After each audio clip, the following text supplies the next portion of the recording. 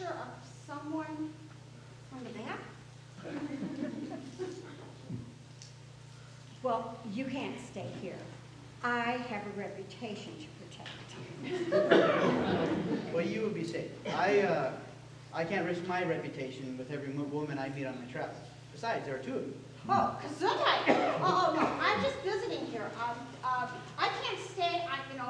My buggy's out in the front yard. I should be going home now. Well, Sarah, perhaps you should spend the night. It's going to be dark soon, and I'd hate to see you on the road by yourself. Yeah, it's going to be dark in about 4 hours or so. Can you give me some history about these quilts? When can I meet the other quilters? If you can give me some history, then it may be a way to spice up the quilt story for the magazine. Well, sure. Basil and ginger and a quilt? Whoops! We have a meeting tomorrow at 1 o'clock at the Quilters Cabin. You have a regular cabin just for quilting? How did you arrange that? Oh, as a group, the ladies are dedicated ladies of the club. Otherwise, I would be known as the Lone Arranger. Oh, gee. You two are right. Have you done this stand-up comedy act for very long? Oh, we honest do not do it standing up very much. Well, you seem all right to me. Have you had dinner yet? Perhaps we can have dinner together and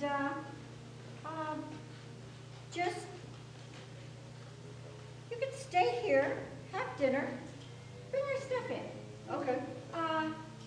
Can you stay the night?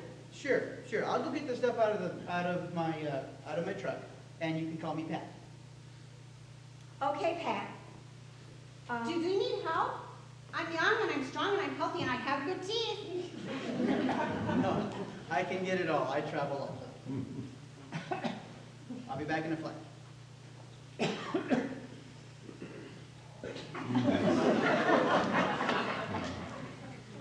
Is my bonnet on straight? Does this shade of black make me look fat? Gesundheit.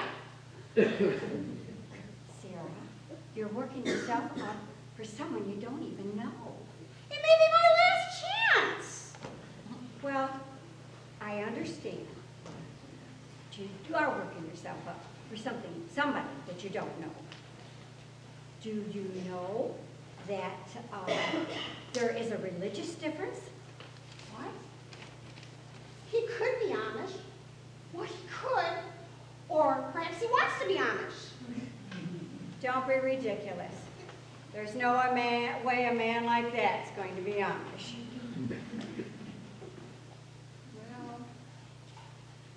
Well, just remember, Sarah, there's one thing I have to tell you. He's a photographer. He's a man of the world. He drives a pickup. And he has a zipper. I noticed that. Don't be ridiculous. Like I said, there's no way that man is going to be Amish. Thou burstest my bubble. Thou jerketh my chain. Thou raineth on my parade. It's not raining.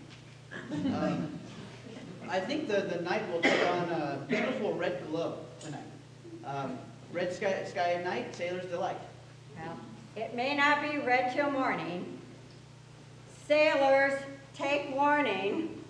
Were thee a sailor, Brother Pat? I did spend a hitch in the Navy once. That's how I developed my wandering foot.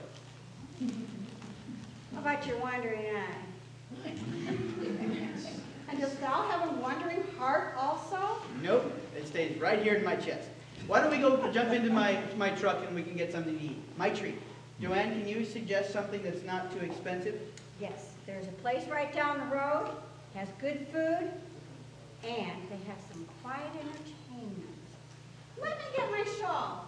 I call a shotgun.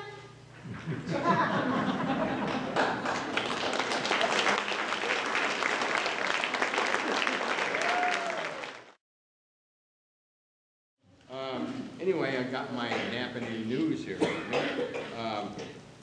I'm a real rebel anyway in my country because, as a matter of fact, got my big black hat on backwards. See?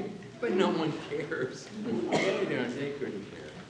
And so anyway, the Amish news pretty much is up to date. We've got some Amish movies being produced. Let me see. Where is the?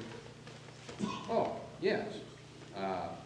Have you seen lately the Pennsylvania handsaw massacre? Or have you seen the invasion of the bonnet snatchers? Hot movies, let me tell you. You might be Amish, though. You might just be Amish if you had the same last name, you and your spouse had the same last name before you were married. Or have you ever asked, anyone out here ever ask, does this shade of black make me look fat? No, do. And also, if you can, I had a cousin, and you just might be Amish if you had a tattoo like his. It's a little strange. He had "Born to Raise Barns." He's my cousin. And also, or you might be English. You might be English if you had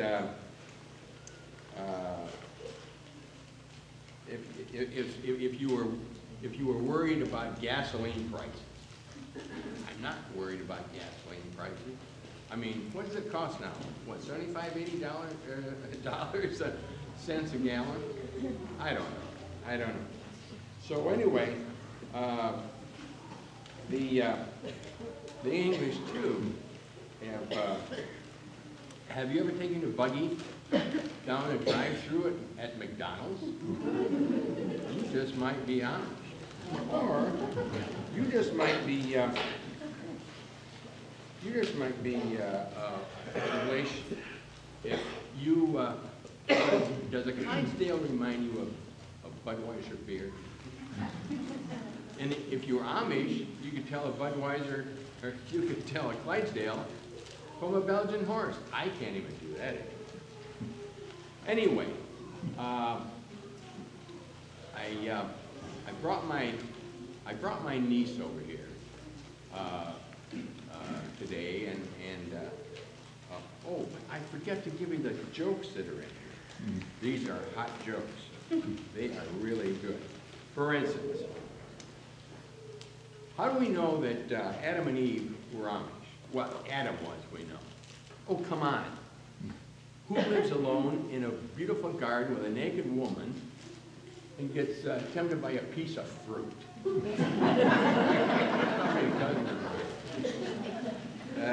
Why don't, question, why don't Amish women wear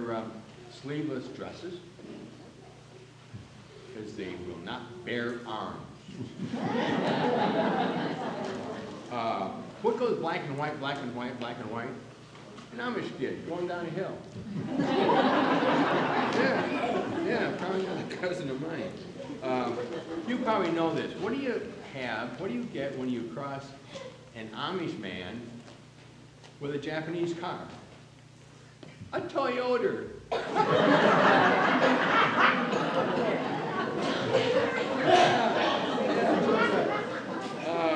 And what do you call a beautiful girl in an Amish church? A visitor. I really did. But being Amish doesn't make you sin. It just keeps you from enjoying it. Here's another thing.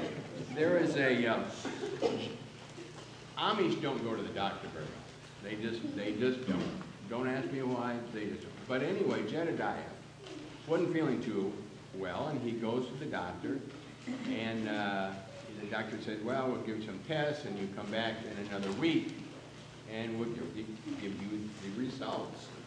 So Jedediah comes back, and the doctor says, oh, by the way, I've got some good news and bad news. And Jedediah said, well, what's the good news? And he says, they're going to name this disease after you. Did I hear someone moan? Oh.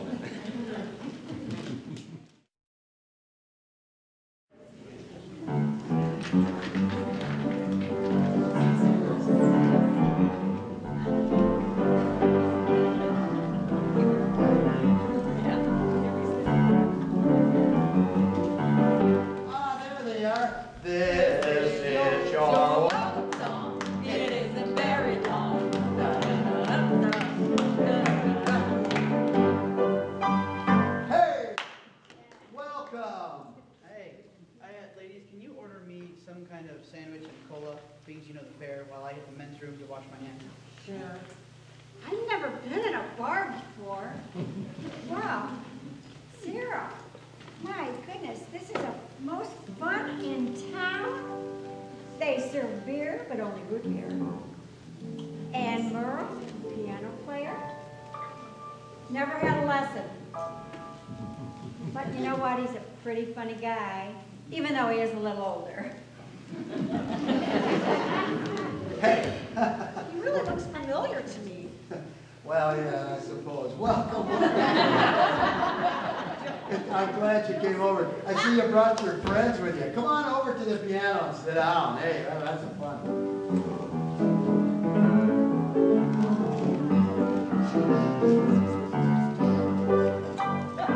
Hey, all right. I think we'll have some good, honest fare here. And what do you think? Well, Merle, this What is brings you? Sarah. Yeah, hi, This is Sarah. Sarah. And Pat, he just went into your necessary. Ah.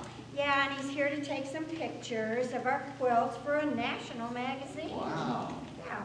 They finally decided to do an article on us, and we hope it'll do some positive advertising for Pioneerland. Well, Sarah, welcome to our establishment. We have good, honest food here and, well, a little bit of entertainment and lots of fun, I'll tell you. You know, if you're not having fun in life, well, you're probably not doing it right. Woohoo! Hold your tongue, Sarah.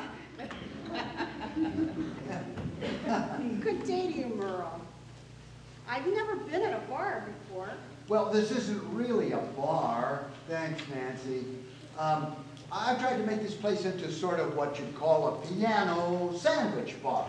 And we have the sandwich, the piano, not the sandwich. The piano does double duty here, you know, as a bar sort of, and we make a little music on it. Well, you can get a beer here, but only a root beer.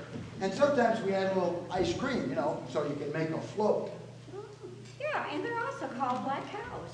Oh, well, we Amish know a thing or two about cows. And black is one of our favorite colors. Of course, of course. Well, let me tell you a little story.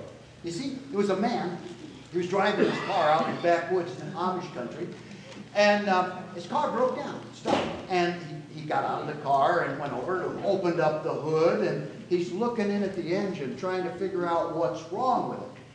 And he feels something beside him, and a cow comes up and stands and leans over his shoulder, and she's looking in at the engine. Well, he'd never seen a cow do that, and the cow goes, "Moo, I think your trouble's in the carburetor." Well, the man had never heard a cow talk before, and he jumps back, looks at the cow.